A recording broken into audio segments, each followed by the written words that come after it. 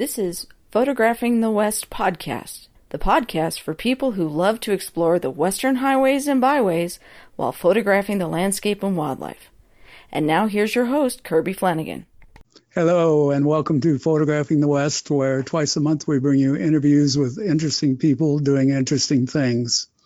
This episode is brought to you by Photo Tees, spelled F-O-T-O space T''S, horrible art using my photos and my designs. Since we spoke last in episode number 23 on September 15, 2017, a lot of things have changed. So talk about those in general. Well, how you doing? I'm glad to be here again. It's been a little while. Yeah, I guess I didn't know exactly when. So 2017. So I've been busy. Been traveling a lot, leading lots of workshops all over the place. I want to say probably at least 5 continents in the world. And at the time I was working with a photography outfit, but I am now back to doing my own workshops. I've been I did my own workshops for many years. I've been running workshops now, Kirby, for about 16 years, and I did my own workshops for about 10 years, or a little bit more than 10 years. And then I joined a company that does, a kind of large company that does workshops. And recently I decided to strike again on my own, and I'm starting to do my own things now. So travel, photography is my life. So traveling is always the evil that comes along with especially the type of photography that I do, nature and wildlife. Yeah, for sure. Seems like most wildlife photographers are gone more than they're home, I think. Yes. So you're no longer doing the Recompose podcast. Do you plan to start your own podcast? Well, Recompose was my third podcast. I've been podcasting for over 10 years now, or about 10 years, I want to say. I started with the digital photo experience with my friend Rick Salmon. Then I started doing the Alpha Mirrorless podcast, which didn't last all that long for all sorts of reasons. And then did the Recompose podcast, which turned out to be a pretty popular podcast. But now I'm not doing that, like you mentioned, not doing that anymore. And I've thought about this, whether I was going to start another podcast, another new podcast. But what I'm going to do instead, and I started doing this, is I started a YouTube channel instead. Because one of the challenges with, there's a lot of advantages of podcasts in that, they're kind of more portable. People can load them on their phones, on their iPods, if people start using iPods, or all sorts of devices, and listen to them when they're driving. But there's always been challenges with the podcast in that there's very little visual communication. And for this visual medium of photography, it kind of becomes challenging. Oftentimes, if I want to show pictures or critiquing an image, it's hard to do. Yeah, we can direct people to the website to look at an image and whatnot, but that doesn't work all that effectively. Plus, on a lot of the education side of things, being able to show software or show processes, or if I'm doing a review of a camera or something like that, it's harder to do on an audio only medium. So I'm giving a try to doing video. I did video a long time ago. I was doing a lot of video, maybe eight years ago. And then I went away from it, so I'm back to it again. I'm going to start doing a lot more videos on all sorts of topics, whether it's talking about new gear, talking about images, talking about locations, digital darkroom, all that kind of stuff. So it's kind of unlimited. Now that I'm doing this on my own, not necessarily doing it with a partner like I've always done the podcast, I have complete freedom to do things that I want to do. I don't have to convince somebody else, oh yeah, this is a good idea. If I think it's a good idea and I have the time to record it, then I go ahead and do it. And then the other aspect of it is that, with a podcast, people kind of expect there to be a kind of schedule, right?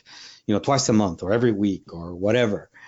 What I'm doing with YouTube is that it's going to be a little less structured. I'm just going to put things out, as I record them. There could be that I may have 2 or 3 things in 1 week, and I may not do something for a couple of weeks. So, but I have a lot of stuff queued up, so we're going to be posting a lot of content. I'm going to be posting a lot of content on that channel pretty soon. Okay, is that channel live yet, or not? Oh yeah, it is. It's absolutely live, and there's a link on my website to the YouTube channel where you can actually go there and connect to it and subscribe and watch the couple of videos that I've been able to upload so far. Okay, great. But it's actually If, really easy. You can go to youtube.com/Juan Pons, and it takes you right there. oh, okay, good. I was going to say, if you want to send me that link, I'll put that in the show notes too. Yeah, I'll do that as well. Okay, super. So you're doing your own workshops now, I understand. Talk about those and what's different there. Doing workshops on my own ensures that I can do things the way that I want, And what that means is doing things the way that takes into our client's experience first and foremost, before anything else. So that as I'm leading a workshop or I'm putting a workshop together, I put it in a way that would be the kind of workshop that I would like to attend. Not take into account, oh, I can't do this or I can't do that because my profits aren't going to be as big or whatever. Really, my focus is on developing the best experience that I possibly can provide my clients.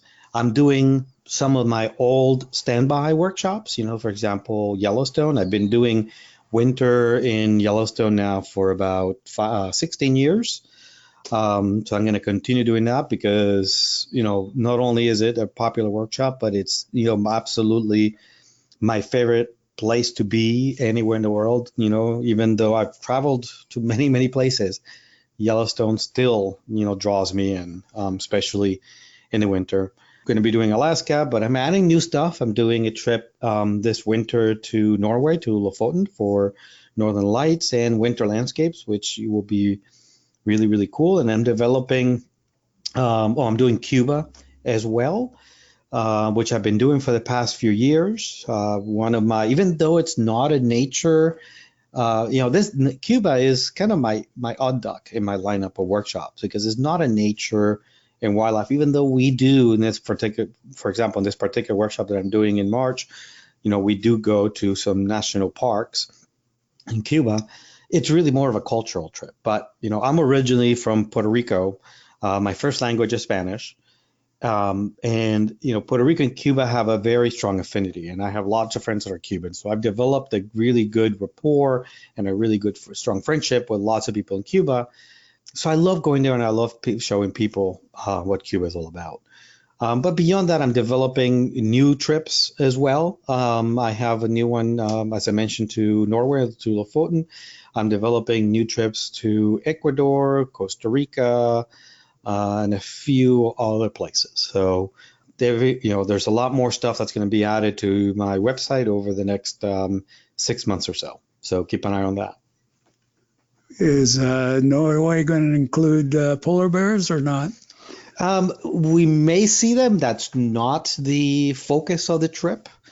That's something else that I'm planning on later on. But this is more of a landscape workshop. It could be that we may see some polar bears, but that's not the focus of this trip. This trip is landscape more than it is wildlife. Okay. So you obviously have a large following for your workshops. What distinguishes your workshops from the hundreds or maybe thousands of others out there? It's so funny that you say that because when I started doing workshops, there were probably dozens of workshops being run out there by different people. And now, like you said, there's probably thousands of them. So the challenges of marketing have gotten a lot harder. But, I like to, so there are a couple things that I think distinguish me from a lot of the other people that are out there. One is certainly experience. I've been doing this for such a long time. I know what worked, what doesn't work. The logistics, have a lot of experience in the logistics. But the couple of things that I think really set me apart from anyone else is one is that I do not go to places where we do not have deep knowledge of the place. So even if I don't have that deep knowledge, if I've only been to a location once or twice, let's say, I will have someone with me that has very deep knowledge of the place, years of experience at a particular location. There's lots of other workshops out there where the leaders have never been to a location. or they've been once with their family and they say, oh, this would be a good place for location. And yeah, you can go to the the iconic places, or the places that are on the standard workshop route, and you may do okay. But I think being able to go to places that are out of the way, that intimately, that are different, providing different experiences to your clients is always a good thing.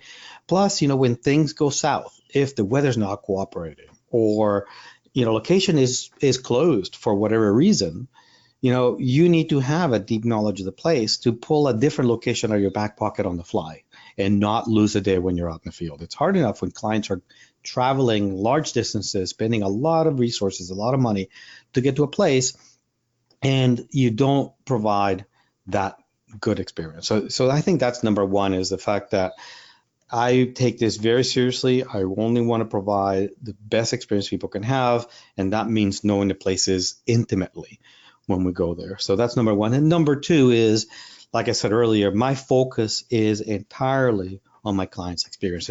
And if you notice, I've used the word experience more than the client's photography, because I believe that photography is a big part of it, but the experience of the location and the experience of the workshop and the trip is an even bigger part of the package.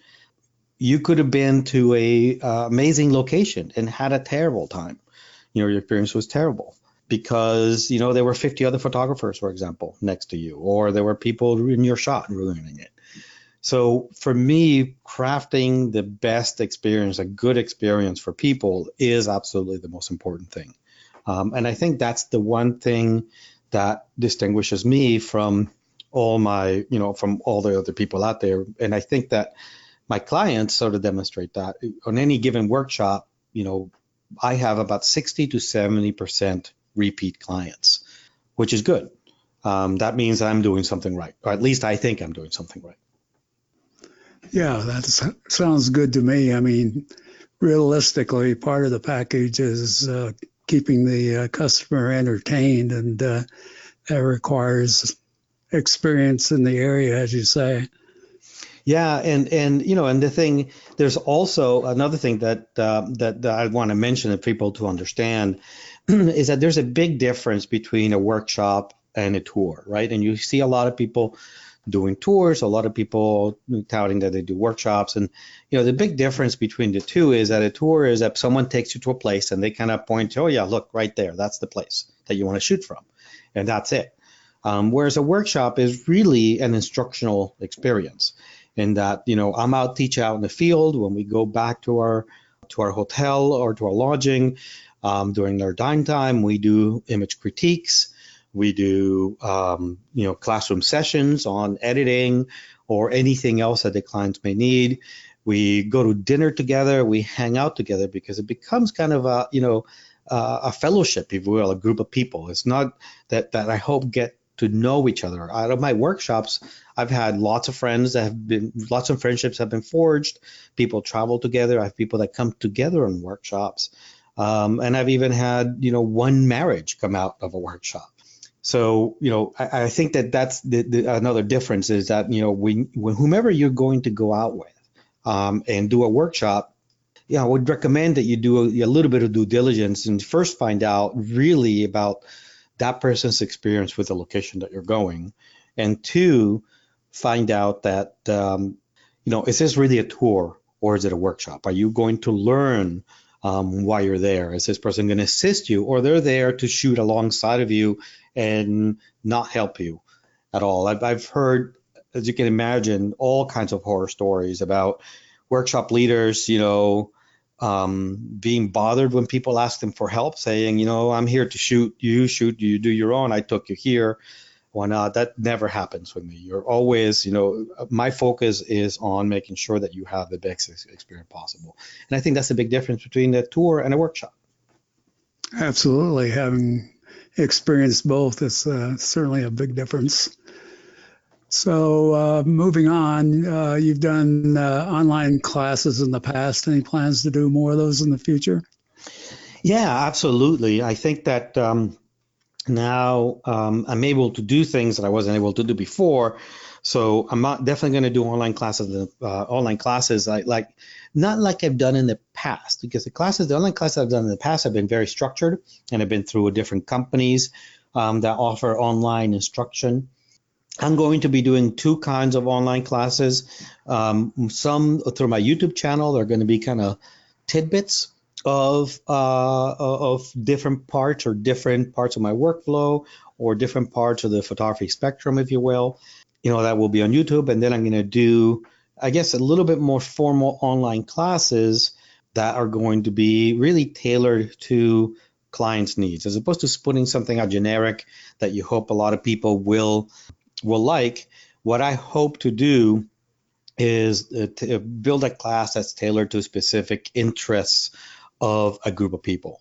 It's almost like crowdsourcing a online class where people can say, these are the topics I want you to cover, and I'll build an online class along those lines that then people can subscribe to and learn. Yeah, I'm not going to necessarily only cover what people are suggesting. I'm going to cover things around that area, but I think that doing something that really touches upon the needs and interests of people will be a little bit different than everything else that's out there. So have you selected a platform for this, or you're still in the process? I'm still in the process of doing that. Right now, I'm focused on, for the time being, I'm focused on building my YouTube channel. So that's going to be what I'm going to be doing first. Then later on, it'll probably be at least 6 months before I tackle that other project, the online classes project. So there's a number of platforms out there, some self-hosted, some that you host somewhere else. And I've kind of looked at them, but I haven't selected one yet. I haven't spent that much time on them. Okay. But if you have suggestions, I'm all ears. Okay. So what are the advantages and disadvantages of working for a group versus doing everything on your own, since you've done both? Wow. That could be a whole episode in itself. There's certainly advantages and disadvantages to both. I'll give you first. Let's talk about the group working within a group, or working for a group, not within a group, but working for a group. In that you have very little control as to what you're doing. Yeah, you do have some control, because you may want to go and you may have a list of places you may want to go to, a wish list, if you will, and you may be able to go on those locations. But you may not. Your decision as to where you go is sort of out of your hands. And by the same token, you may be sent to go to places you may not want to go to those places. Or, not that you may not want to, but you may prefer not to go to those places. So, that's sort of a big sort of drawback of working for a group, in that you don't have complete control as to where you go, whatnot. You don't have complete control of your schedule. If you will. For example, when I was working for this group, I was spending, a lot of time out on the road. I was out, I want to say about 110 days a year, workshop days a year. That does not include travel time. That's just workshop days. So you can add, probably 2 to 4 to sometimes 5 days to each of those workshops for travel time from one location to the other. So, and that's because working for a group, you don't make as much money per workshop, if you will. Plus, you are sort of bound to the way that the group or the company that you're working for wants you to do things, as opposed to doing things the way you think it's best, or that you think your clients would appreciate more. But on the other hand, there's some, advantages for working for a group. Two of the biggest ones is that there's a division of labor, if you will. So when I was working for a group, I did not have to do all that much marketing for the trips. Yeah, I did try to sell my trips to my established clients, whatnot, but there was kind of a sizable infrastructure there, marketing, putting ads in different places, putting ads in magazines and whatnot, that I did not have to do at all. And I appreciated that, because that's one area that I do not particularly enjoy doing. You don't have to collect from clients. You don't have to kind of do all that accounting and whatnot that goes along with it. So there's that really nice division of labor. Also, as someone who does trips on your own, you are it. You are responsible for everything. So, which means that if you get sick, for example, and you have a workshop coming up, there's no one there to sort of fall back on. Whereas with a group, there's other people within that group that may be able to fill in if something were to happen to you and you weren't able to make a trip. Like I mentioned earlier, I did my own trips for about 10 years. And in those 10 years, there was only one time where it was questionable whether I was going to be able to run a trip. And that was because I broke a foot a couple of weeks before a trip to Yellowstone in the winter. I still went, I still worked through it and was able to complete the trip, but it was kind of touch and go there for a little bit because I didn't have anybody to pick up the slack, if you will. So working for a group, you have that advantage in that you are able to fall back on somebody. So that was some of the advantages of working for a group. And you're working on your own, it's kind of the opposite of all that. I'm able to set up my schedule the way I want to. I'm able to run things the way I believe is best for my clients and provide the best experience.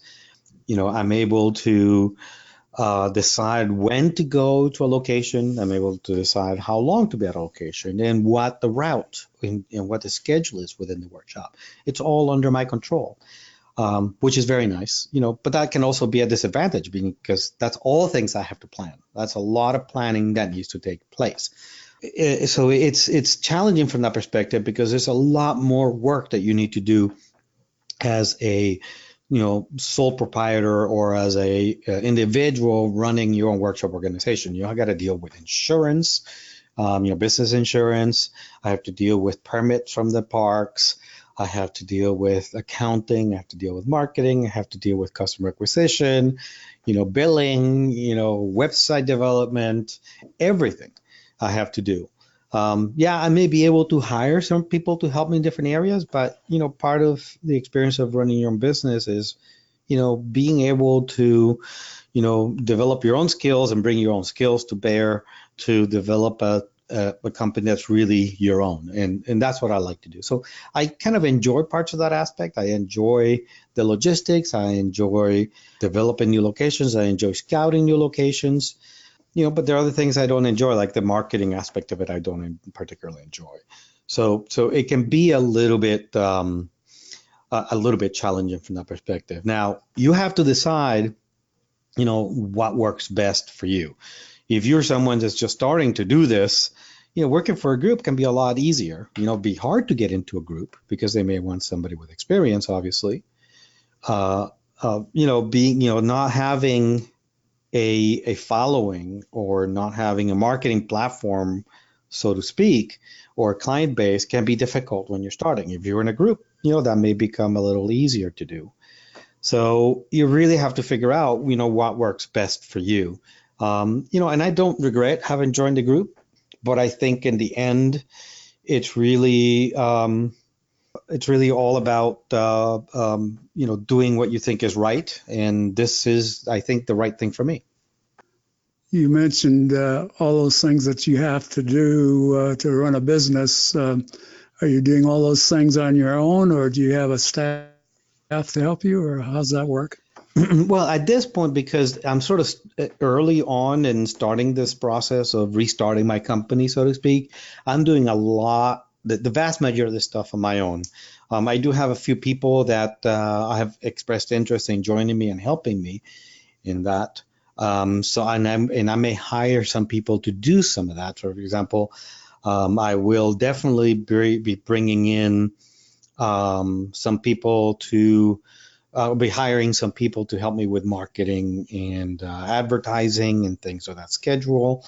I will probably rely more heavily on my CPA than I've had in the past to handle some of the billing and some of the accounting and whatnot.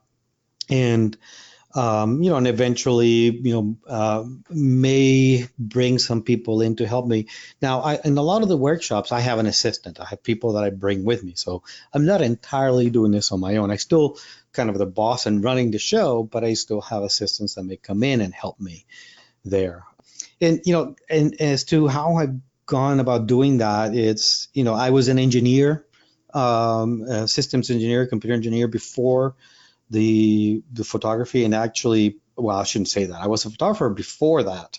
But, before I launched into the photography business, if you will, I was an engineer. So I'm pretty savvy and able to create systems that allow me to keep track of things. For example, I have systems that I've developed for keeping track of the logistics of the workshops, for the accounting and the billing, for the subscriptions, for the signups, for the website, how do people purchase the workshops and deposits in and whatnot. That's all stuff that I'm familiar with. Yes, it's work. It took me a while to ramp up to get there, but it's stuff that I'm familiar with. I have a sophisticated database that I use now to keep track of my clients and workshops and all that kind of stuff. So I did have a little bit of an advantage from that perspective, in that I'm able to draw upon that knowledge of systems engineering that I can use to help me develop the business. So you don't have to wing it like many photographers do when they start their own business. Well, there's some things that we all wing, right? But the True. less of those you have to wing, the better off you are, for sure.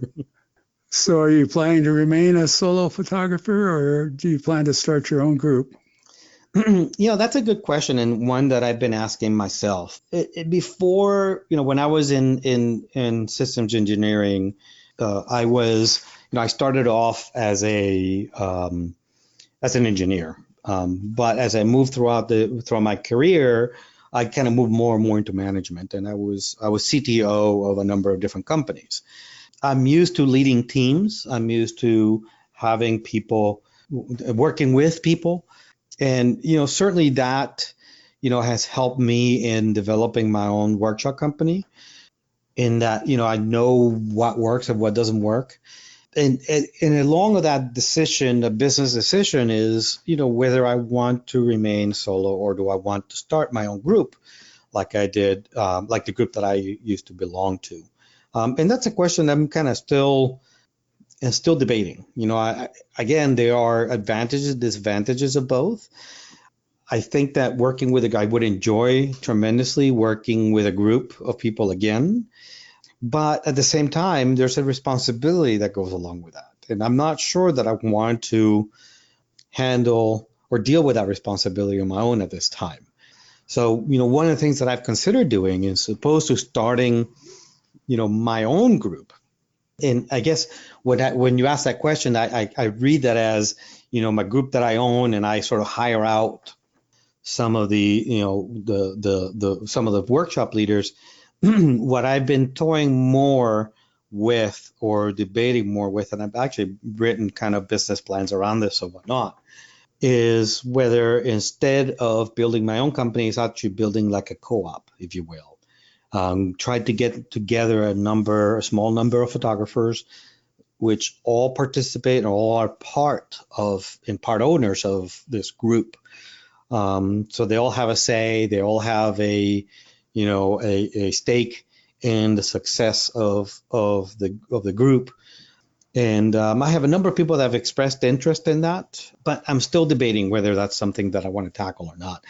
I like the way that I've structured my time. So, for example, I work very hard from September through May or thereabouts. Lots of trips, lots of workshops and whatnot. But I typically like to take my summers off to spend with my son, spend with my family, because I'm traveling so much the rest of the year. Starting a group, whether it's, my own group or sort of a co-op group, will eat into that time or eat into that flexible schedule that I have. So that's right now my biggest decision that I have to make. I haven't made a decision yet, but it's on my mind just about every day. But in the meantime, I'm going to develop my own And if I do end up going that way, I'll just fold it into that group. Sounds good. You have enough decisions to make as it is without adding that to your workload. Yeah, no, it's it's not a decision I take lightly. Like I said, I've had responsibility. At one point, I had almost 40 people that reported to me, and I take that responsibility very, very seriously. When you have families that rely on you, it's a whole different ballgame. So I take that very seriously. So that's why I'm giving this some very careful, serious thought. Yeah, makes sense. As a photographer with a lot of business experience, what recommendations would you have for somebody starting their own photography business? That's I used to do many years ago. I used to do a lot of talks at a lot of different photography events around the world, invariably that was like one of the first questions that came up.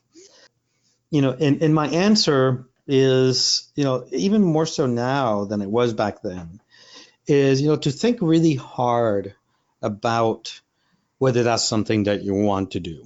And the reason I say that, I'm not trying to say that to discourage people, but really to add a sense of realism to the decision. When you take something that is an outlet for you, that is a passion, that allows you, that keeps you sane from the pressures of everyday life, and you take that thing that becomes, that's your passion, and you put on it the pressures of making a living on it, that thing changes.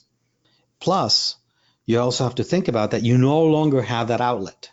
You no longer have that break from your everyday life, because you've taken that thing that was your passion, and now it's become, your source of income. So again, I'm not trying to discourage people, but I'm trying to get people to really think about that hard. And if it turns out that that's something you want to do, great. It'll make you an even better business person. It'll make you an even stronger business if you've consciously made that decision that this is something that you can deal with. But I've seen many times people who, decided that they wanted to do photography for business, for a living, and a couple of years down the road, they may have had a decent business, but they were emotional wrecks or psychological wrecks because they didn't have that other thing that kept them sane, that other distraction, if you will, that other outlet. So, that's always my number one recommendation, is to really think if you are ready to give up that outlet, that escape that photography provides you from your everyday pressures, and change that, and make that your put on it the pressures of making a living and feeding your family, because it's a real struggle, and it's a real issue. Even to this day, sometimes I personally struggle with that, even though I've been doing this for a long time. Now, the second one that I would give is, and it's something that you've touched on, is to build a good photography business, you have to be a better business person than a photographer. And you will see this. You'll see a lot of businesses out there, whether it's photography or anything else, that the person that may be leading workshops, there may not be or that they have a photography business, they may not be the best photographer you've seen. You may have seen much better images from total amateurs that are out there. But this person at least has some business experience and some business savvy to build a business out of that. You're better off having more business experience than photography experience, if you will. It's good to have both, as much as you can have both, but don't try to get into it. Don't try to build a business without any business experience, because you're going to have a really hard time at it, especially in the hyper competitive landscape that photography is in. We are, it's insane. As we talked about earlier, when I started doing this, there were a few dozen people out there doing photography workshops. Now it seems that everybody is doing photography workshops. There's hundreds of them out there, if not thousands of them out there. So you're going to have pretty stiff competition. So you better develop a good business plan and a good sense as to what you want to do, and develop that as much as you can before you step off. And don't jump into the deep end all at once. Even when I started, I kept my day job, so to speak. I made sure that I had jobs that were flexible enough that I could do my photography business, while I was having the other business. That way, for at the beginning, I was not relying on, any one source of income. I still have my steady income coming in from my engineering job, while I was doing photography. And that allowed me to sort of ramp up to the point where I was able to then transition completely to photography, and feel relatively safe and be able to feed my family, and develop a cushion in case something went wrong. Excellent advice. Your last one was the one I usually say, don't quit your day job. Yeah, I mean, I remember early on when I was doing this, I remember I met somebody who, I knew instinctively, obviously, that I couldn't just quit my day job. I had to do this kind of transition. And I met somebody who quit their job, went into debt to buy all this photography gear, opened up a studio, hung their shingle up, and then they were lamenting the fact that people weren't beating his door down to come in. And I was like, this is not how you do it. You got to build a customer base. You got to build a pipeline of business before you give up what you had before. You can't, just because you have a shingle, you hung a shingle out, you have a sign that says XYZ photography, that's not going to immediately send people your way. You have to develop a following. You have to develop a reputation. It's just the way it is. You have to develop a business. It doesn't, money doesn't start flowing in on day one. That particular photographer, this was many moons ago, didn't last 6 months. They had to go back and sell all their gear and get a job, and we're in a significant financial hole after that. Yeah, that's a sad story, and one that probably repeats itself fairly frequently, if I had to guess. Yeah, I mean, I would hope not, but I'm afraid that it does repeat itself more than we'll care to admit. So before we go, where can people find you now and all of your new offerings?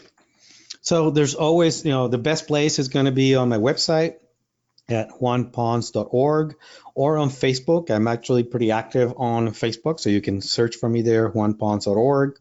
Sorry, Juan Pons, and click on the follow me button. And I'm posting in there, probably daily with images, tips, advice, as well as the videos that I'm creating and posting. They'll all be linked there. So, YouTube, and then on YouTube, like I mentioned earlier, youtube.com/Juan Pons. But really, I think either Facebook or my website are going to be the best two places. Great. Well, Juan, it's always a pleasure to have you on. So thanks for a return visit to the Photographing the West podcast. Show notes can be found at www.flanaganphotos.com, spelled FLANAGANPHOTOS.com. Thanks for listening, and we'll talk soon. Take care, folks. Thanks for listening to Photographing the West podcast. Please subscribe to the podcast in iTunes and leave us a review. Till next time, here's wishing you safe travels and good light.